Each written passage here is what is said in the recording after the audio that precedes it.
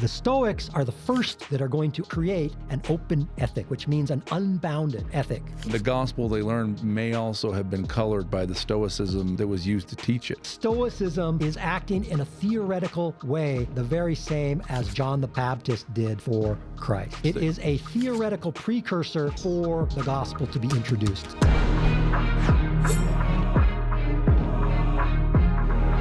Welcome back to The Stick of Joseph. I'm Brad Whitbeck, sitting in for Hayden today, and here I'm accompanied by Dave Butler. And we have a special guest with Brian Thomassen. He's blown our minds before, telling us about the Book of Romans and how Paul would have understood the Greek culture, or the Greek words of the time. And been in dialogue with the playwright Euripides. Yep, and all of the craziness of actually tying in Medea into the story of Romans itself. So now he's here to talk to us about the New Testament. Okay. So take it away. Thank you. So the end of the New Testament, or rather the end of Matthew, which is in the New Testament, we have the Great Commission. Go ye therefore and teach all nations, baptizing them in the name of the Father, the Son, and the Holy Ghost. Right? We accept that as members of the restored gospel. But then what happened? The great apostasy. Now, how do we typically frame the great apostasy? I think that we usually go with something along these lines. And you tell me if you agree or not. So we have the death of the apostles that occurs. From the death of the apostles, there's a diminution of authority. Right? So public and general revelation ceases. Then you have what authority remains is going to become localized. Then you're going to start seeing fracturing within the localization, alternate voices coming in. And then eventually you're going to see the encroachment of Hellenistic ideas until you get the full bore apostasia, right? And apostasia is the Greek. It's actually a military term that would best be understood as like a mutiny. So it's an internal revolt. Right. Yep. So that's kind of the model. Does that sound about right? How most members of the church would understand it? I think that's right. I think it's exactly how I would have talked about it as a missionary. I think, interestingly, and Brad said this in an earlier conversation, I think the fact that the New Testament literature is all essentially controversialist, that it's all like these books arise to try to settle disputes, Right. says to us that at the very least, from the first moment we have a window into the Jesus movement, right, in the 50 AD or whatever it is, we already are seeing fractures. Yeah. We're already threatening to split apart. Right. So the ultimate result is the Hellenization of the Jesus movement, the Hellenization of Christianity, right? Mm-hmm. That's what we see happen. How is the Hellenization how does it play out? And I think there's at least three models that we can go with. One, which is I'm going to refer to as the Tertullian model. Okay? Tertullian is an early father of the church. He was the dad of Michelangelo, Leonardo, Donatello. That one. Yeah. His shell was a little bit off kilter. Yeah. Okay, cool. That guy. Yeah. And so Tertullian, he's famous for a number of things. He was a rhetor. He's like a trained lawyer who becomes Christian. He's the guy that the phrase the Trinity is coined with, the Old Testament, New Testament. Those are terms that he developed in his defense of Christianity against other forces. And this is what year? He's writing in 2nd century, early 3rd century. Okay. I bring him up because of what ultimately happens is he's the guy that puts out the phrase, what has Athens to do with Jerusalem? So it's a repudiation of Hellenism. He says this is wrong, that as Christians, we should not be co-opting anything that comes from the Greeks. And he becomes a Montanist. And the Montanists were a movement that saw that the gifts of the Spirit had dissipated. If we are claiming that we are the disciples of Christ, whither the gifts of the Spirit? They are gone, which means how are we making the claims that we are? And the Montanists were still doing that. And so he ultimately joins the Montanists and said that you need a spiritual experience, right? So that's Tertullian. That's door number one, which is a repudiation of Greek thought. Door number two is going to be with Clement of Alexandria. And Clement is famous for the stromata. And the stromata in Greek means like patchwork. And he's going to, and he's 2nd century for chronological context. And he's arguing that we can take things from the Greeks and we can add them to ourselves and we will be the better for it. So Tertullian rejects everything that's Greek, and Clement is going to say, no, there's some good stuff there. We can bring them together like a quilt. Okay, that's door number 2. Door number 3 is Augustine. And Augustine is going to say, the Greeks have it right. That is correct. The Neoplatonic model of cosmology is what reality is. And all we have to do is put Christ on top of that, and we're good. So he's full-bore adoption of everything that is Hellenistic. Oh. Those are the 3 models that we have within the larger idea. Does that work? Yeah. Is that clear? Yeah. Yeah. Hey, if you're watching this and you're one of our subscribers on Patreon, I want to give you a massive shout out and thank you. Our Patreon has been blowing up the last month, and it helps us so much to keep the channel running in Hayden and I's absence. We do a lot of cool stuff for our Patreon subscribers over there. We post all of our content, early access, ad-free, and in audio form if you're interested in just listening. We also have some extra behind the scenes, I guess, more informal videos of just Hayden and I talking about some experiences and principles that we've been able to learn while out here on our deployment with the Marine Corps in the Pacific. So if you're interested in any of that or just supporting the channel, we would greatly appreciate it. Click the link in the description and subscribe to our Patreon. Back to the video. Now, are you going to circle back around and give us like a new model for thinking about the apostasy, or like are we building out in that model? I'm going to argue we all recognize that an apostasy occurred. Yeah. But then the question is going to be, when did it happen? Yeah. And how do we frame it? And so whose fault was it? Yeah, exactly. Who can we say was the bad guy? What I'm going to be presenting to you is an argument that painting the bad guys as the Greeks is an error. Okay. It's not the Hellenization of Christianity, the final nail in the coffin. I'm going to be arguing that we find Greek thought embedded into the very fabric of the New Testament. And I'm going to give you multiple examples. That's going to be my thesis. Okay. That's interesting. Okay. So it's not like some evildoer that comes after the apostles are gone, and then they come in as a thief in the night and everything goes amok. But Greek thought is in there from the very, very beginning. Okay, that's going to be my thesis. Okay. Now, to do this, I want to step back a little bit and think about revelatory models. Okay, and I'm going to suggest that there are at least 2. One of which I think we can distill from, I'm going to go with Plato here, from Plato's dialogue, Ion. So I know that you were reading that last week, but might have forgotten a little bit. So as a refresher, Ion was a rhapsode. So he's a guy. And a rhapsode in ancient Greece is kind of like a medieval bard, a singer. And they would sing praises to the gods, a type of poetry. So that's what he does. That's his job. And so the dialogue is an exchange between Socrates and Ion about his craft. And Socrates is asking him, how does that work, right? What does that mean? And Ion says that the muses come to him, right? That he receives the knowledge and then he expresses it. So it's like a funnel, okay? That is one model of revelation, that the revelator is simply a vehicle through which the divine expresses the true, okay? That's option number 1. There's another option, and I'm going to read to you 2 verses that come from our own tradition, right? One is going to be D&C 124. Behold, I am God, and I have spoken it. These commandments are mine, and are given unto the servants in their weakness, after the manner of their language, then that they might come to an understanding. Verse 1, okay? Then I'm going to read from Alma 29:8. For behold, the Lord doth grant unto all nations of their own nation and tongue to teach his word, yea, in wisdom, that all that he seeth fit that they should have. Therefore we see that the Lord doth counsel in wisdom according to that which is just and true. In both of those examples, in D&C 1 and in Alma 29, we have references to the Lord revealing his wisdom, his knowledge via what? Via language. Language is always already socially, culturally informed. And so if you go with that model, you can't go with the ion example because it can't be a funnel, because it is going to be different.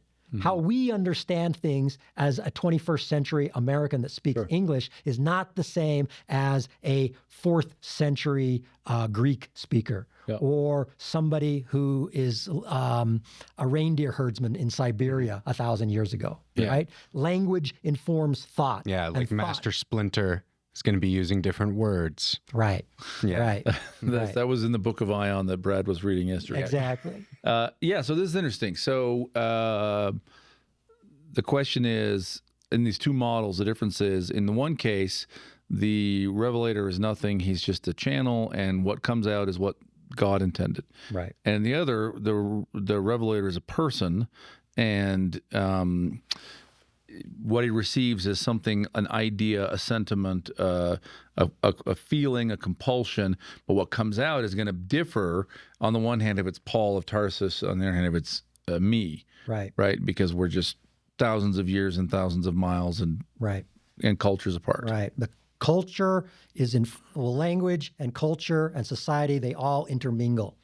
And I'm arguing for the latter, that that's the way revelation works. It is not the pure funnel, that all of us are culturally, linguistically informed all the time, and it's unavoidable. And that also then applied to the writers of the New Testament. They are also socially, culturally informed. What was the social culture they were writing in? They're writing in Greek. That's not insignificant. They're not writing in Aramaic. Their audience are Greek speakers. They're writing to people within the Mediterranean orbit. That is not insignificant.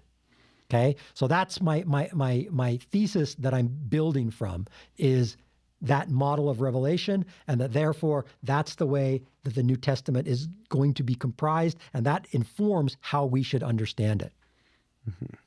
We're good? Yeah, I'm with you. This raises some super interesting questions, right?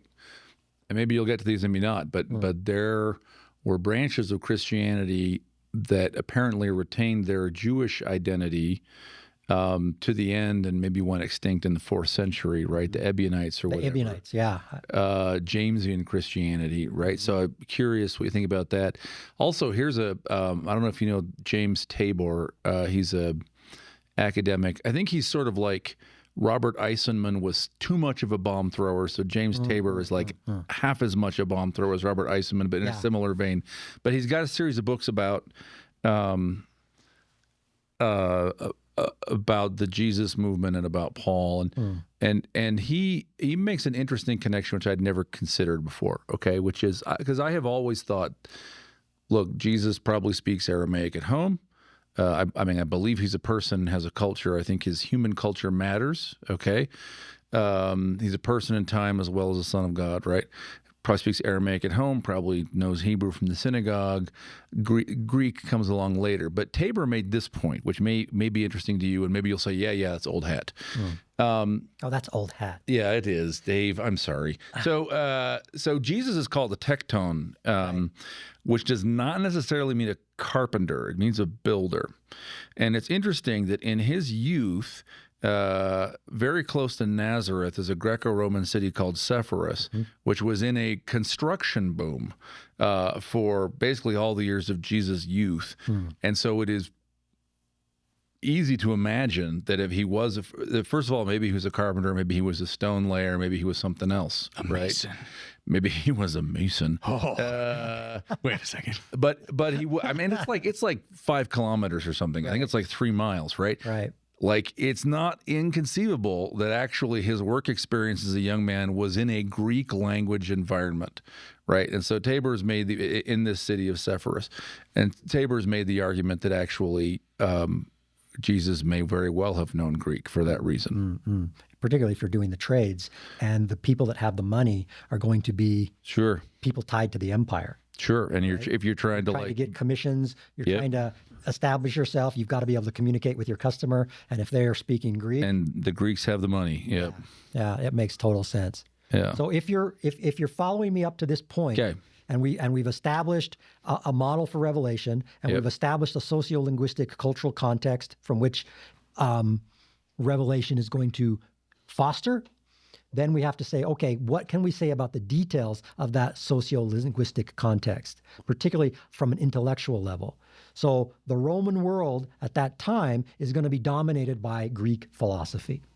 And there are basically 4 major schools of Greek thought that are at play at that time. Okay? I want to ask a clarifying question before we dive into that. Yep. With the schools of revelation, how does this tie back to the models we were talking about of Tertullian and who was the middle guy? Clement of Alexandria. Clement of Alexandria and then Augustine. Right. Is that, we're going to come back to that after these or after we... I was referencing those gentlemen to explain the Hellenization process. Okay. And how Christians are trying to deal with that juggernaut of the Greek mind because it is so potent, right? You're claiming that you are a disciple of Christ and that you have the truth, but then you've got this thing over here that is so culturally and intellectually dominant, you've got to deal with that on some level. Tertullian's answer was we reject it wholeheartedly. We just say, a pox on your house. And Clement is saying, no, there's good things there that we can kind of merge and meld with. And then Augustine is going to say, the Greeks discovered the truth, and we take what they have discovered that is true, and we basically baptize it. Yep. Baptize Neoplatonism and call it Christian. That's the Augustinian model. Gotcha. And which one are you saying is the, or are you not contending that one of those is? Those are not the revelatory models. Those are, right. How do we deal with the overwhelming influence of Greek philosophy? Yeah. Right. I'm just wondering, like, are we driving towards which of those ends up being the right way to, like, which one of those ended up driving the apostasy that we've seen? Or my argument is that all of those are post-apostasy. The apostasy already happened. And these are guys that are living in the ashes of the apostasy. The apostles are gone. Okay. Long gone. Okay. Right? The ecclesiastical authority has fractured on a multitude of levels. We've got competing groups all over the place. We've got the Gnostics and their various and sundry elements. We've got all of these things are at play, and these guys are trying to explain Christ crucified to a Gentile audience that has this monstrosity of intellectual force behind it, which is Hellenism. Yeah. So I was giving those as 3 examples of what happens for peoples who claim to be Christians and want to be devout and want to be followers of Christ that have to deal with that. Gotcha. But then I'm going a step back and I'm saying that all of that Greek stuff was already in play from the beginning of the game. That's what I'm doing. Okay.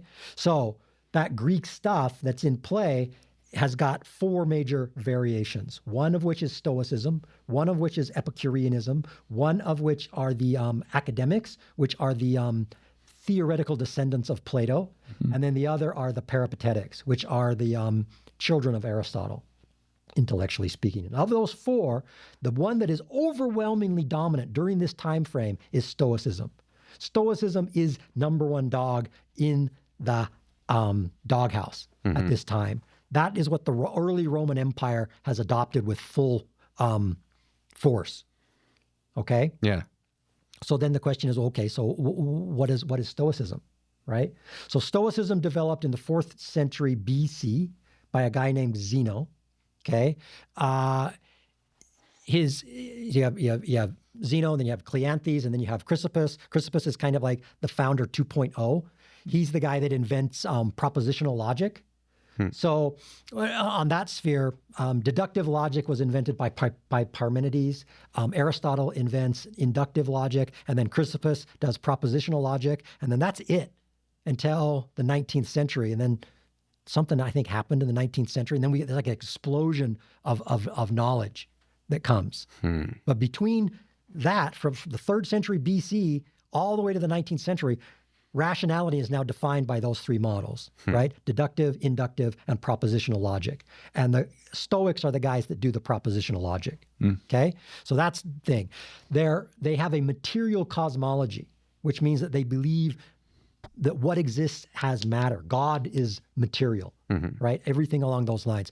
Also, they have a deterministic causality, right? Cause and effect. And that happens within the material sphere, which means that there's a baseline determinism, but it doesn't apply to the mind. You are responsible for your own thoughts. You have complete free will. and you are responsible for your thoughts. And then you can divide Stoicism into basically three branches: logic, physics, and ethics. And if you think the analogy that the Stoics would use would be like a garden. The logic is the framing, the parameters of the garden. The soil and the trees are the physics, which applies to gross materiality as well as anything in the metaphysical sphere. And then ethics would be like the fruit, right? What is produced by the garden. Yeah. That's the Stoic model in a nutshell. Okay. So from that, we then go to Stoicism in the New Testament. Oh, interesting. Okay. So I'm going to be arguing that Stoicism is, and I'm not going to deal with the Epicureans or the other guys at this phrase. I'm just going to focus on the Stoics. And I'm going to fundamentally deal with Stoic ethics, with one exception, which is what I'm going to do right now, which is John 1:1, which everybody knows, right? In the beginning was the Word, and the Word was with God, and the Word was God. That is a really weird statement if you just take it on its own terms. We hear it so often that it's almost like being a Trinitarian. You just like, yeah, right? But why is the Word at the beginning? Why is the Word with God? Why is it that the Word is God? The phrase itself is goofy if you just take it as its own statement. But it's not if you understand it from the Greek. The word is logos. And for a Greco-Roman, anybody that saw that word would immediately associate it with Stoicism, because logos is the fundamental cosmological principle within Stoicism. It is the binding force of reality. So what that statement is doing is it's saying God and the logos are one. God and logic are one. They are the same thing. There is no way that could be read by anybody that was a Greco-Roman that was literate on any level without reading that as a Stoic model. Man. Now, He was that's the first one to interesting. say that the reason is you, Da-da-da. but it's God. So then how would a Stoic take the subsequent verses where he becomes man, dwells among us? I mean, is that then shocking? Like the setup is, hey, Stoic, God and reason. Yes. But the thing I have to tell you is he became a man, and eskenos among us. He dwelt in a tent among us, and those who grasped him received the authority to become the sons of God, right? Yep. Like at some point, it goes from being pure Stoicism, presumably, to I'm telling you something new. Right. And so the model that I think was adopted by the writer of John is he's taking a Stoic metaphysical posture, and then he's using that to introduce the gospel to a Greek-speaking audience. How does he do that? He uses what's familiar to them. So he's taking what they understand and then using that to introduce Christ. It's similar to how with Ammon teaching King Lamoni. Exactly the same model, right? Building those relationships of trust by creating objects of familiarity on a rhetorical and an intellectual level, so that then the new can be brought up and it isn't totally objectionable. Yeah, It can be understood. So that's why Okay, super he does interesting. that. Does that work for you? It works for me. I was expecting a Master Splinter parable, but I'll take Ammon and King Lamoni. I'm out of Ninja Turtle references. Okay, at this good. point.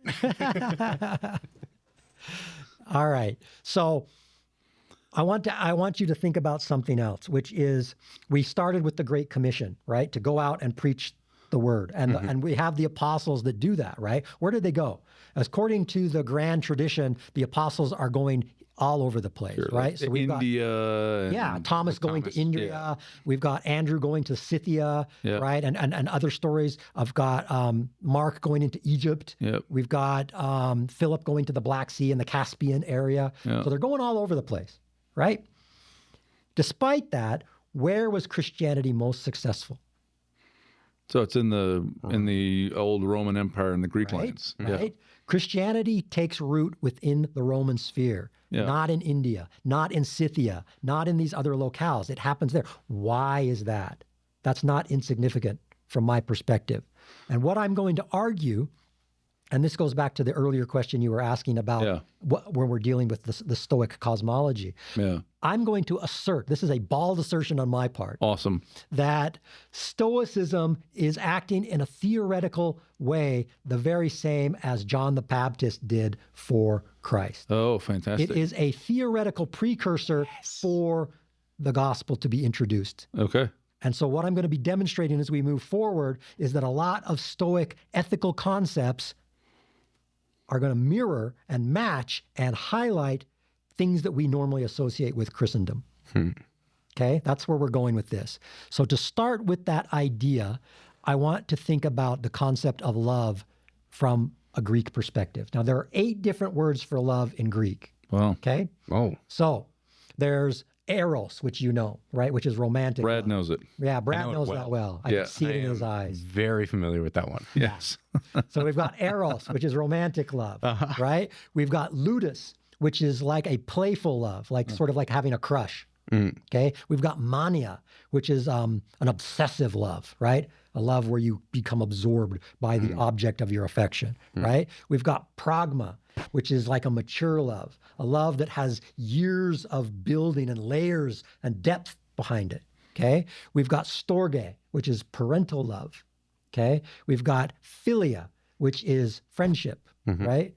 And then we've got philoutia, which is self-love. And then we've got agape, okay, which is the word that is used by the writers of the New Testament to convey love. Yeah. You just drastically expanded the Greek love lexicon that I had. Yeah. All I knew was philia, eros, and agape. Yeah. Now I've got 5 more. This is There awesome. you go. See? So I've done some good today. Yes. That's interesting. Now, the question is, why did the Christian writers of the New Testament go with agape? Okay? Because it is not an obvious choice. Within the literary tradition of the Greeks, agape is the least used word. Oh, interesting. It has no cachet for the standard Greek audience. One of the differences between agape and all of the other variants that I mentioned is every other option is directly relational. You have a lover and you have a beloved, right? That which is the object that you are focused on. Agape is an abstraction. It's this universal idea. So there's nothing you can grab onto. There's nothing you can latch onto. Yeah. So it feels kind of anemic. Yeah. Because it doesn't have that relational component. So why, pray, did they go with that most anemic of words to use for that which we consider kind of fundamental to the gospel, right? Love is a key component of the gospel message, and yet, why did they pick that? So I want to read to you the exchange between Christ and Peter that you're very familiar with, which is at the very end of John, right? Christ has been resurrected, and they're meeting in Galilee, and he has this exchange with Peter. Okay, Yep. So I'm going to read it to you, and I'm only going to change the predicate, and I'm going to keep the predicate in the Greek. Okay. Okay. Simon Peter went up and drew the net to the land, full of great fishes, 153, and from there were so many, yet was not the net broken. Okay, I forgot that I add that in there. Why does it have the 153 fishes mentioned? Man, I don't know. Why the 150? That's weird, Yeah. right? All the stuff that you could mention in the universe, why do we care how many bloody fish were in the net? Yeah. The reason is because 153 is the exact number of fish within the Roman bestiary. Wow. Okay. So when it says 153 fish, it is saying all the fish that exists we know of are what we caught, which means all mankind, right? The fishers of men. So it is a bold, dramatic statement about what is catchable, all mankind. Yeah. So it's not arbitrary. So I forgot that I put that in there. So this isn't like some bestiary, some It is the bestiary. Pliny or somebody. Yeah, that was used by the late Republic and the early Roman Empire for their categorization of animals, right? And they had 153 fish that exist. Okay. Interesting. So the writer of John is using that to show the expansiveness of The whole what world. we can catch, right? As fishers of men. Okay, so let's proceed. Jesus saith unto them, Come and dine, and none of the disciples durst ask him, Who art thou? Knowing that it was the Lord. Jesus then cometh and breaketh bread and giveth them, and fish likewise. Now this was the third time that Jesus showed himself to the disciples, and after that he was risen from the dead. So when they had dined, and Jesus said to Simon Peter, Simon, son of Jonas, agapao is the verbal form of agape. Agapao thou me more than these, right? And he saith unto him, Yea, Lord, thou knowest that I phileo thee. Notice the difference. Phileo is the predicate of philia, friendship, right? Disconnect. He saith to them, and he, meaning Christ, saith unto him, Feed my lambs. He saith unto him again a second time, Simon, son of Jonas, agapao thou me? He saith unto him, Yea, Lord, thou knowest that I phileo thee. Again, the disconnect. He saith unto him, Feed my sheep. And he said unto him a third time, Simon, son of Jonas, phileo thou me? Peter was grieved because he said unto him a third time, Phileo thou me? And he said unto him, Lord, thou knowest all things. Thou knowest that I phileo thee. Jesus said unto him, Feed my sheep. Notice the change there. Peter does not understand the power of agape, of agapao. He only can understand the phileo. And so Christ reduces down to Peter's level of understanding for that third exchange. Right? Super interesting. Peter doesn't get it. That's an example of the anemia of agape for the audience. Nobody uses that word. That doesn't have force. It doesn't mean anything. Peter can't understand it in the narrative. So Christ has to adjust for him. So again, the question is, why then is this word being used by the writers of the New Testament? The answer is because within Stoicism, agape is the fundamental word that they use for ethics. Interesting. That's what makes the Stoics unique. They're the only guys that do that. Everybody else is using the direct relational vocabulary for love, but the Stoics go the other direction. They're the guys that first go with and grapple with and use agape. So it has a cachet for a Stoic audience. So is the sense of it then, as the Stoics use it, is that is in some sense impersonal or disinterested? Is that the value of using that word? Is it takes the relationship out? I have to show this is something I have to show to all people. It doesn't matter if it's my child or my wife or my father. So Stoic ethics can be broken down into at least 4 base parts. Yeah. One of which is that they have an open ethic. And I'm going to explain that. The second is that they have an adverbial ethic. The third is that they use natural law. And the fourth is they use a sage as an exemplar. So the open ethic is going to be a direct response to what you're asking. What does that mean? Most ethical models that we see in the world are a closed moral system. Judaism is an example of that, right? Where we've got the house of Israel and the Gentile and the obligations between the one and the other. Right? There is an in-relation dynamic that informs the Jewish mind. And that is the default position of most ethical systems that you find in the world.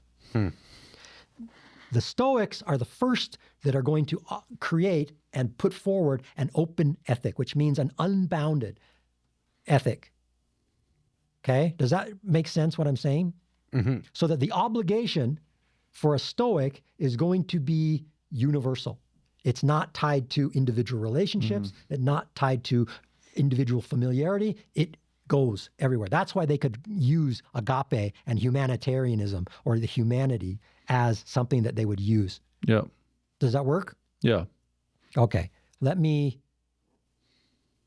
give you some examples that illustrate this. Okay. So this is from Matthew 5:45. That ye may be children of your Father, which is in heaven, for he maketh his sun to rise on the evil and on the good, and sendeth rain on the just and the unjust. We know that, right, from the Sermon on the Mount. Yep. Okay, now compare that with Seneca, who is a Stoic philosopher. If you are imitating the gods, you say, then give benefits to also the ungrateful, for the sun also rises upon the wicked, and the sea stand open to pirates. You see the tie? Yeah. That same model. And Seneca is before. right? The writer of Matthew, we assume, is around 90 AD. Seneca is decades earlier. And you can see a parallel. Let's go back to the Sermon on the Mount. Okay, this is Matthew 5, 43, 44. For you have heard that it been said, thou shalt love thy neighbor and hate thine enemy. But I say unto you, love your enemies, bless them that curse you, do good to them that hate you, and pray for them which despitefully use you and persecute you. We know this, right? Foundational to the Christian model. Okay. Think about this, and this is maybe something that will be interesting to you, Dave. Does that have any correlate in the Old Testament?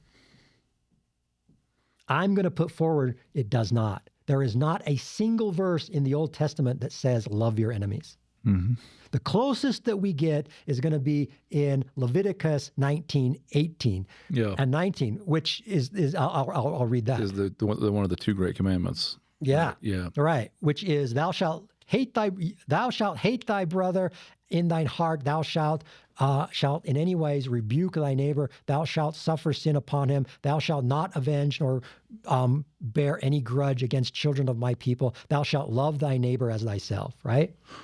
Love your neighbor. Yeah. There's nothing in there about loving your enemies. Does not exist, which is, I think, really interesting, right? And now compare that with Epictetus. One must love the one who flogs him as if he were the father or brother. Straightforward. And I'll give you another one. Someone gets angry with you, return challenge with him with kindness. That's from Seneca. I'll give you another one from Seneca.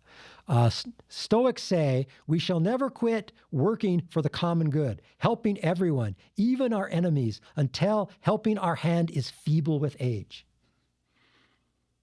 So what I'm putting forward to you is the idea of loving your enemies does not exist within the Jewish psyche up to the advent of Christ. And yet we have multiple examples within the Stoic tradition where that very sentiment is commonplace. To love your enemies is foundational obligation for the Stoic. And that I'm using as an example of my bald-faced, bold assertion of Stoicism being It's a preparatory gospel. a preparatory, a theoretical preparatory. Which to me has kind of fascinating implications for like the founding of the American system, being a forerunner to the gospel itself and the restoration and the way that it is able to happen. Yeah, it raises sort of an interesting question about when we ask about the apostasy, are we being too binary? Right. Right? Is it look, either it's light or darkness. I mean, I know there's a very old Semitic way of expressing yourself, right? The doctrine of two ways. Right. But like in fact, people have said a similar thing about Freemasonry, that it was a preparatory tool to get Joseph able to give him a liturgical language he would have lacked in a liturgy poor kind of Western frontier to restore the temple, right? So maybe it's not black and white, right? Maybe it's not even shades of gray. Maybe color is the wrong metaphor, but maybe it's, hey, I got to get these ideas out there. You know, I'm going to go, this is your model B of Revelation. I'm going to go, this fellow Epictetus over here, right? This fellow Seneca, I'm going to go guide his reading, guide his thinking, get him to an idea, and let him get this out, because he's located in the right place where he can really disseminate this idea, which in itself is a good idea, but it's not a perfect idea. Right? But something better will come along that will build on it. Right. And we can also, what I think would be interesting is, because I'm familiar with your position on the Sermon on the Mount and temple language. Sure. And what I'm presenting here is not an either or. Sure. Maybe there are layers. There's a layering that is going on. Sure. Maybe we can understand the Sermon on the Mount as a temple rite. Sure. But at the same time, there's this other component that is being applied, because a Greek is not going to be familiar with the intricacies of Judaism. He's not going to know the imagery. He's not going to understand the allusions, right? And so if this is going out to a Greco-Roman audience, they will understand the Stoic references. Sure. They will understand that. And so it can play on multitude of levels. Sure. 100% agree. Absolutely. Now, what we can also say about this concept of the open ethic within Stoicism is that it is completely open. And that means one of the things that is a hallmark of Stoic thinking is that it was open to all classes. Doesn't matter if you're a slave, doesn't matter if you are a consul of Rome. Anyone can become a Stoic. There are no boundaries, right? Everyone has a role to play. Everyone can be of value. That is also a fairly unique feature. Yeah. And this is interesting. So that's something that it has in common with Christianity, and by way of contrast with, for example, Mithraism. So when you were talking about, okay, why did Christianity succeed? There's an interesting kind of case study, and we don't have great data. This is 1,500 years ago, more. But in the late Roman Empire, there were two great rival mystery religions. And one was Christianity, one was Mithraism. Right. And Mithraism recruited the elite, Right. people who became Mithrist. You got to have money to buy the bloody bull. You got to have money to buy the bull and military rank. And these were like officers and wealthy men, right? And anybody could become a Christian, right? So it's really interesting to kind of go, all right, like who do you bet on? Right. Right. And like, in this case, it looks like that Mithraism, and I'm not sure why it ended, but like it ended, and I think it was for economic reasons. might be Too expensive to be a adherent. too many bulls. Yeah. and maybe that's right. Maybe with the collapse of the empire, the people who had been the backbone of Mithraism lost their fortunes and their status, and right.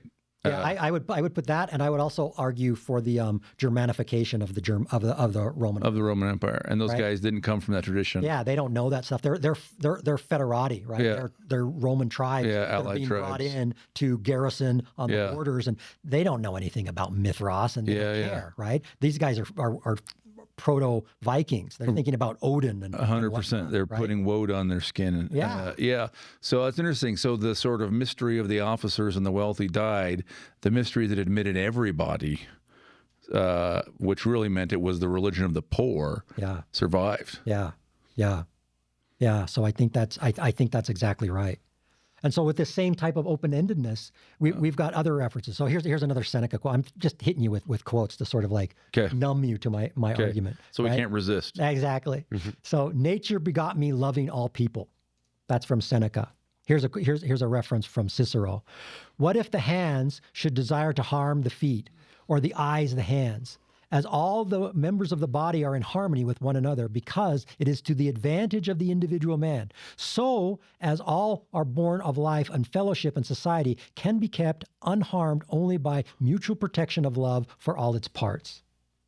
That each member of society has value, working together in harmony. Boy, that's something like Paul. So Paul was plagiarizing the Stoics, and I guess He was in dialogue with them. He was part of the same civilization as them. Right. No, that's plagiarism. That's the only form of like echoing the same truth in multiple places. Right? So I'll give you some Paul, right? So this is from Romans, right? Where he says, for as we have many members in one body, all members have not the same office. So we, being many, one body in Christ, and every one member of one another, having with them gifts differing according to the grace that is given to us. You can see the parallels, right? So the Stoics were plagiarizing Paul. No. I'm just kidding. I'm sorry. So that's my argument on point one, which is about the open ethics. And then I also put forward an adverbial ethics, and I will explain what I mean by that. That means that if we designate a particular action X as moral, let's say helping old women across the street.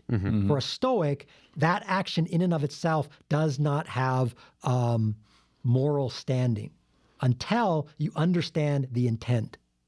Did you help the old lady across the street in a loving way, in a sincere way, or was it a begrudging way, an angry way, right? Oh. The adverb is what informs the action and makes it moral or not. That is a Stoic principle. Yeah. Where if you give your tithes begrudgingly, And I'm going to use that I'm going to go with that. Okay, so here's an example. This is from Seneca, okay? The honor that is paid to the gods lies not in the victim for sacrifice, Think of like an animal that you're going to sacrifice, right? Though they be fat and glitter with gold, but in the upright and holy desire of the worshiper. Good men, therefore, are pleasing to the gods with the offering of meal and gruel. Bad, on the other hand, do not escape impiety, although they dye the altars with streams of blood. Right? So it doesn't matter if you kill lots and lots of bulls or goats, right? All of the artifice, it's the inside, right? The thing offered is not important. It's the intent. And we can directly contrast that with something that we all know. And he looked up and he saw the rich men casting their gifts into the treasury, and saw also a certain poor widow casting hither 2 mites, right? And he said, of truth I say unto you, that this poor widow hath cast more in for they having have their abundance have cast in unto the offerings of God. But she in penury hath cast in all she hath, right? It's the intent, the sacrifice that's the important thing. That is a Stoic idea, is what I'm putting forward to you. Okay? So the way that this works is that obligation is tied to kathekon, following that which is proper and of natural function. So kathekon is the Greek word of the natural function, the natural right, the right thing done in the right way for the right purpose. That's what kathekon is encapsulating. And that is a Stoic ethical model that fits in with the gospel of Christ, is what I'm arguing. Make sense? It does. So I'm curious. Maybe I'm jumping ahead. Maybe you don't have an answer. I'm going to go with Ninja Turtles. Ninja Turtles. Yeah, that's my right. Default. That's right. The answer is Donatello. So how do you think about the what do you think the man Jesus is thinking about this? Like, Are you referring to the man Jesus as the hypostatic union? Well, I mean, there's he's a living man, and right. and he's just seen the clock shift to AD, and he's not, that's very interesting, right? And right. Is he aware of Stoicism and consciously incorporating that? Do you think, or is it more like, hey, he came to. Maybe teachings is not even principally his thing, right? Maybe he really came just to be the sacrifice. And to what degree are those who write, because Jesus doesn't write, as far as we know, any of the New Testament. So really it's not a question about Jesus. Really it's a question about everybody else, Paul, Matthew, et cetera. Right. Like, to what degree are they looking out and saying, there is this thing, Stoicism, and it is close, and I can take Stoicism and build on it? That's what I think they're doing. Yeah. I think we don't know who the actual writers of the Gospels were. Yep. We don't know who many of the writer of the epistles were. We know some of Paul's writings that we're fairly confident in, but there's too many linguistic disconnects that many of the things that we associate with Paul are and it not. Seems like an attitudinal change. Some of the epistles don't seem like Paul. Yeah, there's too many differences there. Yeah. So whoever those writers were, we have accepted that as canon. We see that the word, that the truth is embedded in there. And I think that those writers, whoever they were, are doing just what you said, that they are trying to present the gospel to an audience that this is all alien. It is cross-civilizational, which is monumentally difficult to do. Yeah. Right. So, for example, I served a mission in Japan. Yeah. Right. In Japan, there is no concept of sin. There is no concept of a savior. Even a good shepherd reference doesn't work because they don't have sheep. Right. So a lot of the metaphors that you would use, a lot of the baseline conceptual rubric that you would normally take for granted doesn't exist there, because it is a totally different civilizational model. So you have to approach the gospel from a different vein. Yeah. And I think that's what's going on with these guys. Yeah. Right? They're coming from an inconsequential, irrelevant people conquered by another power, and yet they are claiming that they have the truth. How are you going to do that successfully? I think that the way that they're doing that is by taking models that are familiar, that have embedded themselves into the culture and just so happen to be the predominant ethos at that time, and then using that as a bridge. to say, this is how you understand things. This is what I can add to that equation. Yeah. So it's super interesting. If we kind of follow it through, right? The Jesus event happens. There are people who were there who shared Jesus's culture. They are trying to, a generation later, trying to explain this to a different culture. Right.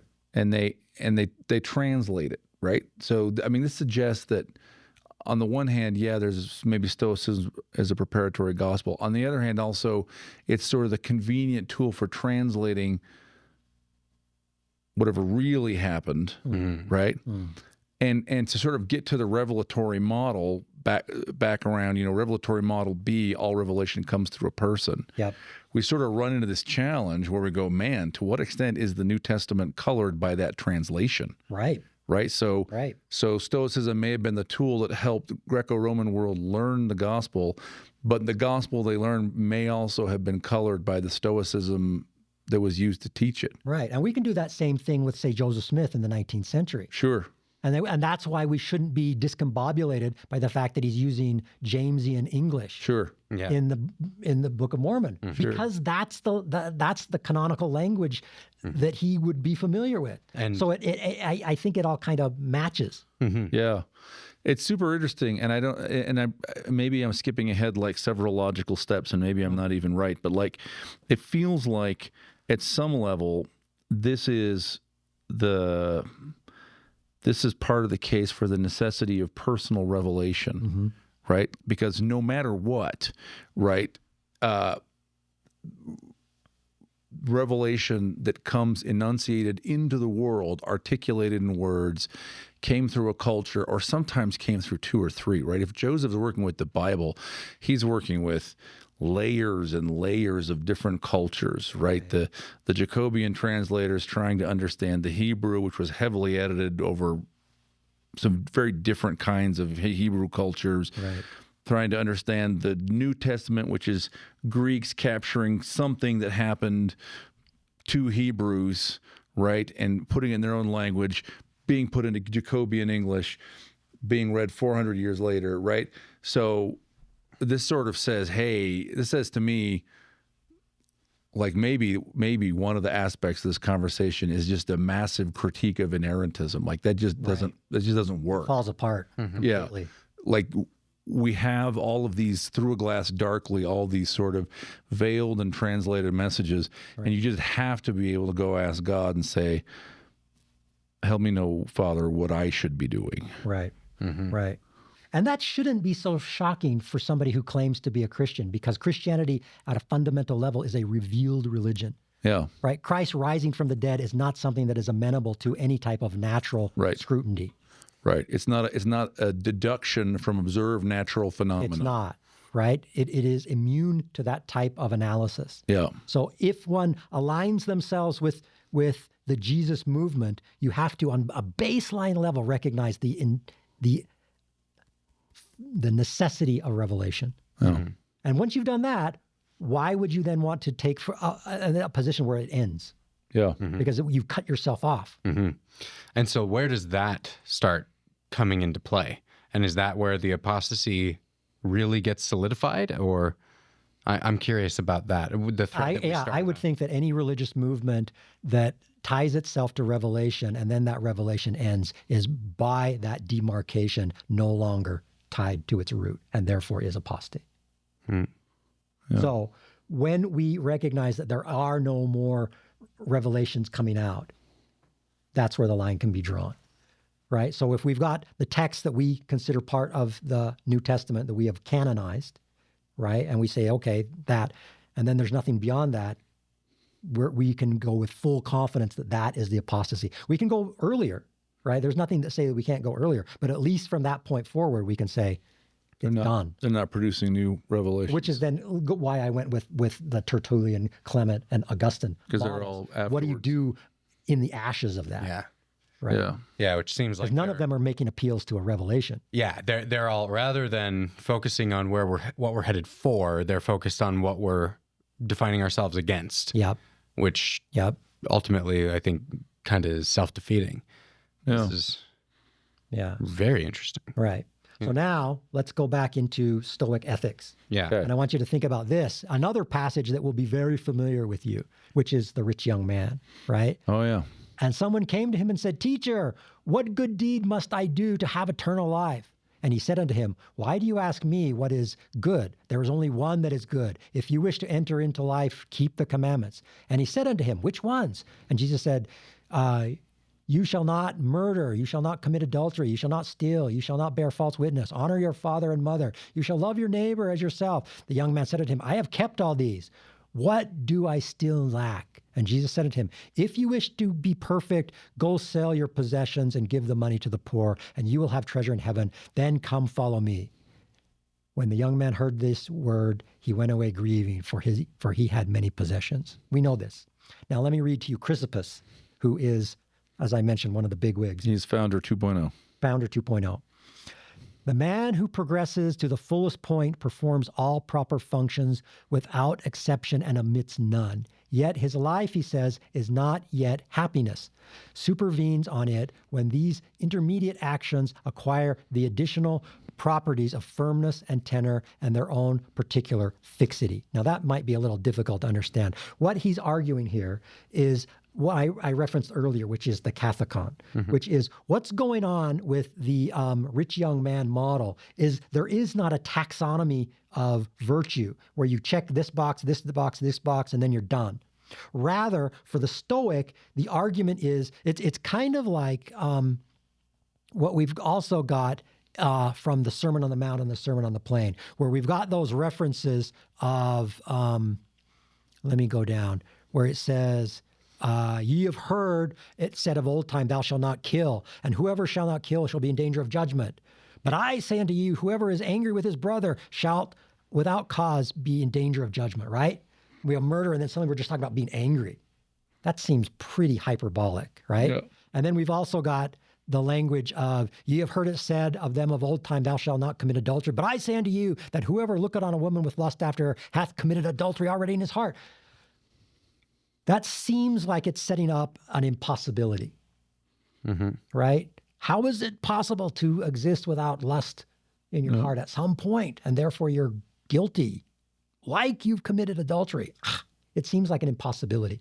For a Stoic, this is an easy answer, because for the Stoic, these tropes are things that they would use within their own ethical model to say that it is not about the listing of the things, but it's rather about having the right orientation at the very beginning, the kathekon. And then from the kathekon, you get the dikosune, and from that you get the oikoisis, which is the ranking and the layering of righteousness and orderliness and the proper perspective. So it's not, so the problem with the rich young man is he was approaching it backwards. Yeah. It's not da-da-da-da-da, it's rather get your attitude right and then everything else will follow from it. That's what Chrysippus is arguing in the quote that I referenced. So these are all common tropes, right? So here's another one. The latter are wrong, not in their after effects and consequences, but immediately in the first steps. So those things that they take their first start from virtue are to be judged right from the first, undertaking not in their accomplishment. Get it right from the beginning and things will follow naturally. And if you try to approach it in another model, things go amok. Okay? So we've established that Stoicism, we have an open-ended ethic. We've established within Stoicism, they have an adverbial ethic, right? The intent is important. I also mentioned natural law. Okay? Now, this is a thing that is like a big deal within the church because of the way that we use it, particularly when we talk about the founding fathers and other things, right? Where does natural law come from? Natural law is not a concept that exists within the Old Testament anywhere.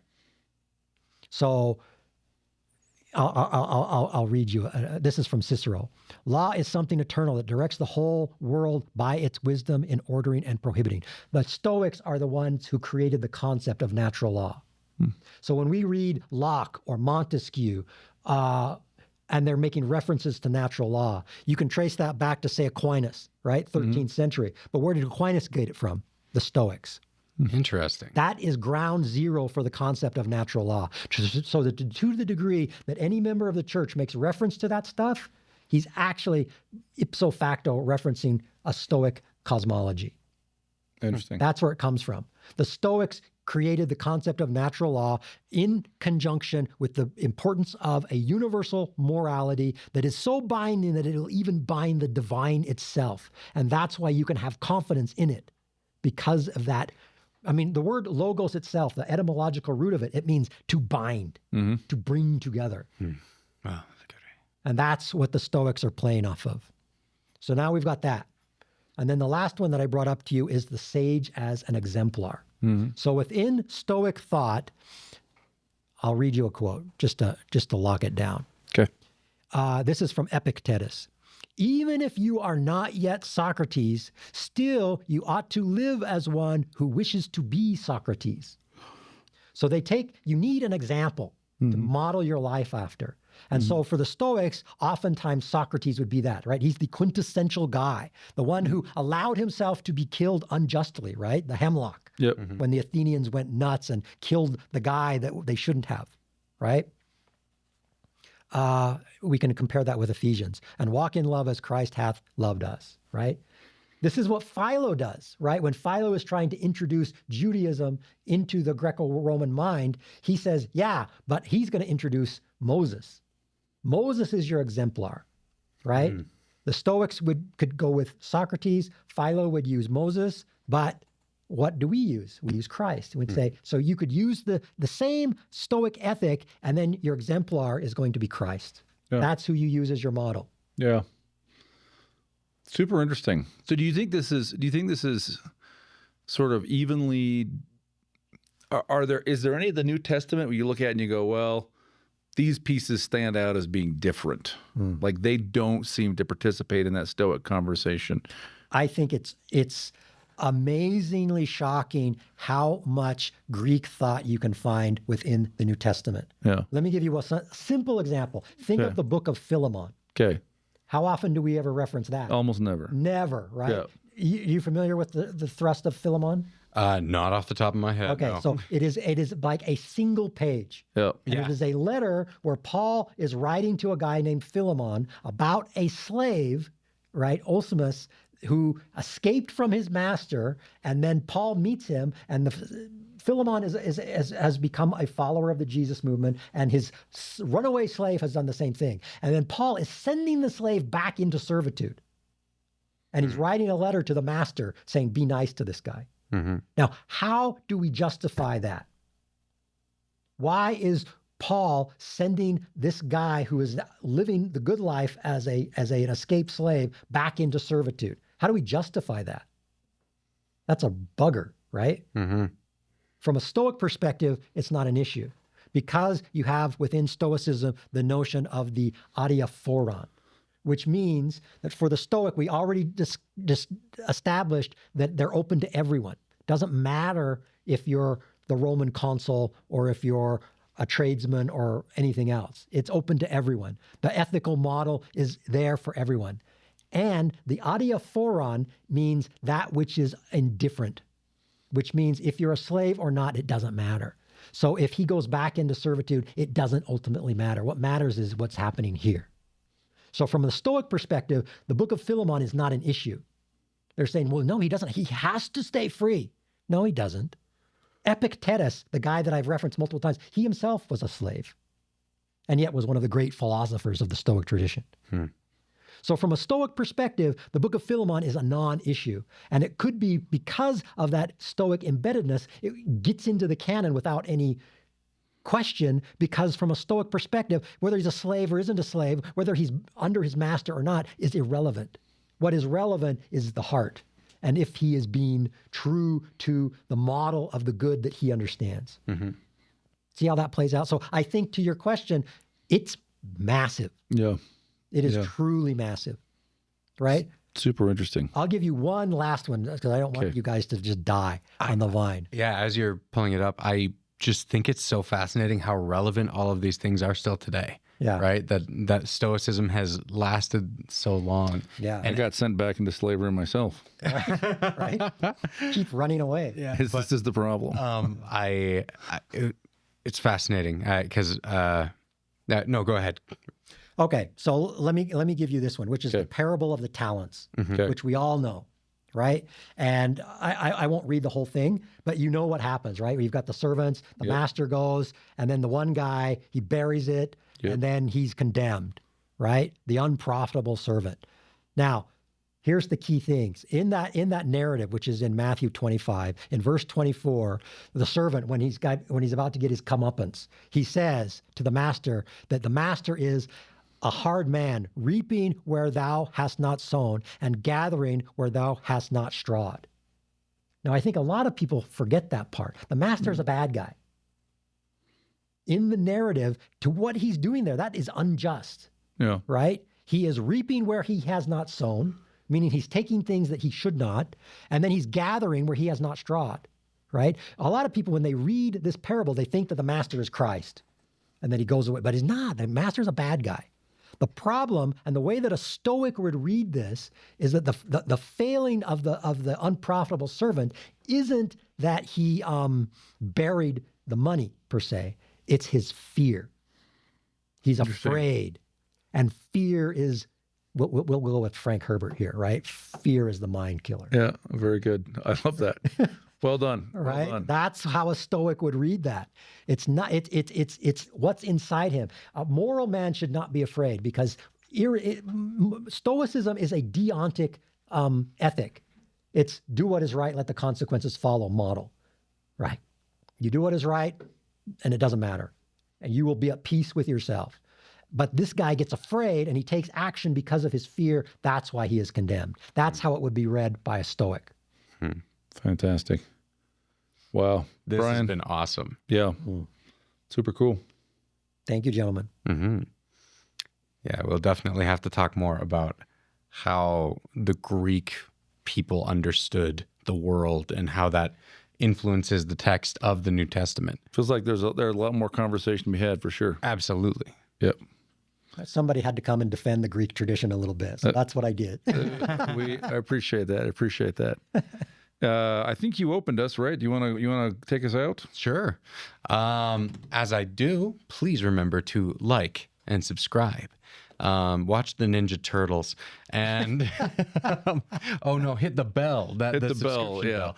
And man, this has just been so fascinating, Brian. Thank you so much for bringing it to us. Everybody, stay curious and hungry.